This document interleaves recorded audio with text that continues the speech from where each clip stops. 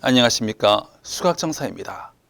오늘은 여러분과 함께 부처님과 진리와의 만남을 어떻게 복되게 승화시킬 수 있는지에 대해서 다 같이 생각해 보도록 하겠습니다.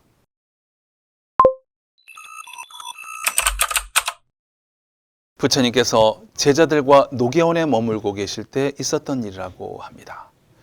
부유한 집안의 아들인 젊은 야사가 부처님을 찾아가게 됩니다. 야사는 매우 호화로운 생활을 누리고 있었는데 갑자기 그 같은 생활에 실증을 느끼게 된 것입니다. 인생의 무상함을 느낀 야사는 부처님에게 인생을 복되게 사는 의미에 대해서 여쭤보려고 노계원을 찾은 것입니다. 부처님께서는 야사의 이 걱정거리를 해소해 주시기 위해서 인생의 참다운 의미에 대해서 법을 설해 주시게 됩니다. 그 법을 들은 야사는 크게 감동해서 그 자리에서 부처님께 제자가 되고 싶습니다 라고 간청하게 됩니다. 부처님께서는 이 야사의 간절한 간청을 허락하시고 그에게 계를 주셨다고 합니다. 그런 한편 그날 저녁 무렵에 야사의 아버지가 부처님을 찾아가게 됩니다. 야사의 아버지는 자기 아들이 부처님을 찾아뵙는다고 집을 나간 다음에 아직까지 돌아오지 않는다면서 몹시 걱정이 되어서 직접 찾아 나섰다고 자초지종을 말씀드리게 됩니다. 부처님께서는 야사의 아버지에게 그의 아들이 이제 영원한 진리를 찾아 불제자가 되었음을 알려주시게 됩니다. 부처님의 설법이 끝나자 크게 기뻐한 야사의 아버지도 불제자가 될 수 있게 해달라고 간청을 드렸고 부처님께서 허락하시자 야사의 아버지도 불법승 삼보에 귀명하게 됩니다. 한편 야사에게는 여러 친구들이 있었는데 그 친구들도 야사가 부처님의 제자가 되었다는 소식을 듣고 궁금증에 모두 노계원으로 부처님을 찾아뵙게 됩니다. 그래서 부처님 법을 듣게 되는데 그들 역시 모두 크게 기뻐하며 모두 불제자가 되기를 결심했다라고 경전에 전해지고 있습니다. 이런 일은 야사에게만 일어나는 것은 아니었습니다. 세상 방방곡곡에서 부처님의 법력에 감화되어 그분을 따라 나선 지 2500여 년이 지난 지금 우리가 그들을 기억하고 있습니다. 그분들을 기억하는 이유는 그들이 부자였거나 유능한 사람이었거나 권력자였기 때문이 절대 아닙니다. 그들이 부처님과 함께 인생 이야기를 만들어갔기 때문입니다. 그들의 이야기가 우리의 이목을 끄는 이유는 지금 우리도 부처님과 함께 우리의 이야기를 만들어가고 있기 때문입니다. 이런 의미에서 그분들과 우리는 동일선상에 서 있습니다. 그분들에게 일어난 일은 우리에게도 일어났고 앞으로도 계속 일어나야 합니다.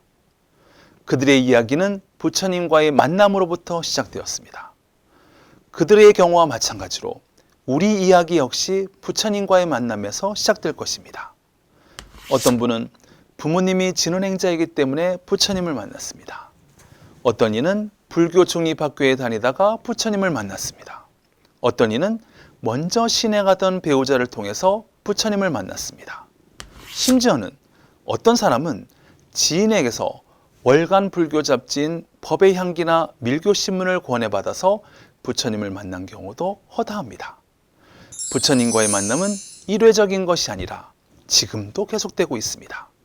부처님과의 만남은 전혀 의도된 것이 아니었습니다. 갑자기 이루어진 만남일 수 있습니다. 이 만남을 통해 우리는 거대한 진리의 비밀 속으로 들어가게 되었습니다. 그러나 이 만남은 우리들의 입장에서는 갑작스러운 우연처럼 보였겠지만 부처님께서는 절대 우연이 아니셨습니다.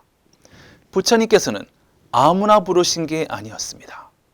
부처님께서는 중생들을 예민하게 생각하셨고 그들이 부처가 되기를 서원하셨습니다.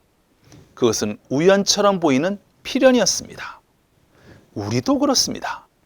진혼행자가 된다는 것은 이 우연처럼 보이는 만남을 필연으로 깨달아 받아들이는 것을 말합니다.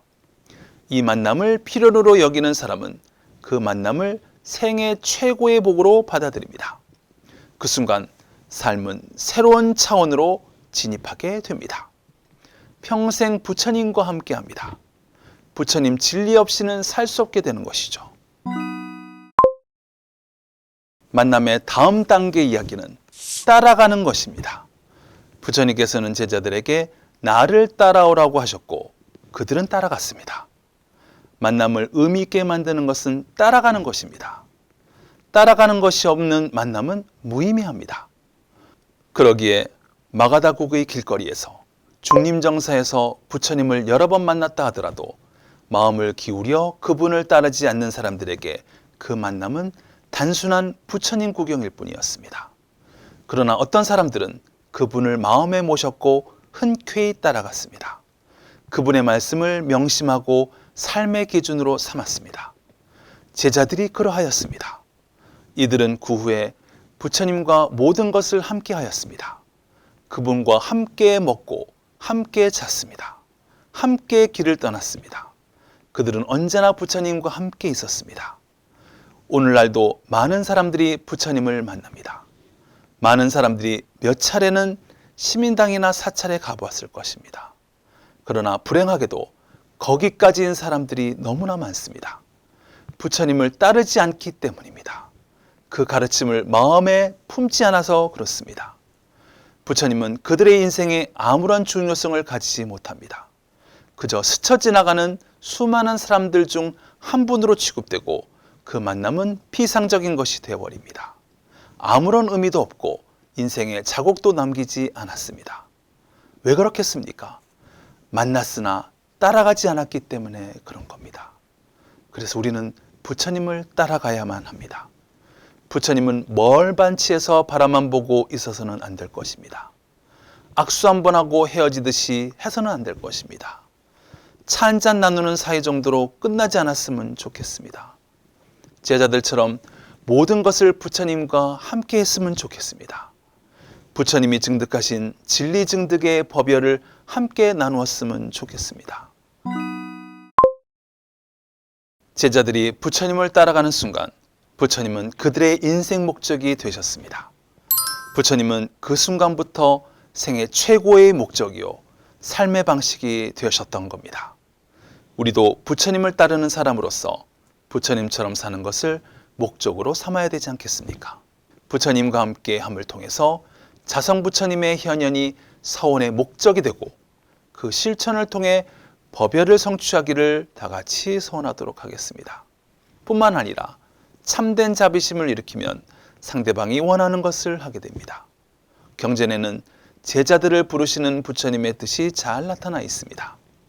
부처님께서는 그들이 여실하게 자기 본심을 살피는 복된 존재가 되시기를 선하였습니다. 이때부터 생명을 살리는 것이 그들의 목적이 되었습니다. 부처님을 따르는 우리도 부처님께서 서원하시는 것을 해야 되지 않겠습니까? 나라는 존재도 예외가 될 수 없습니다. 우리가 만족할 줄 모르고 마음의 여러 갈등이 시시각각으로 일어나고 있다면 그것은 우리가 살고 있는 세상 그리고 남과 조화를 이루지 못하기 때문입니다. 이런 와중에 진리의 법신 부처님과의 만남은 그 어떤 것과도 바꿀 수 없는 내면의 긍지와 가치를 되찾아 줄 것입니다.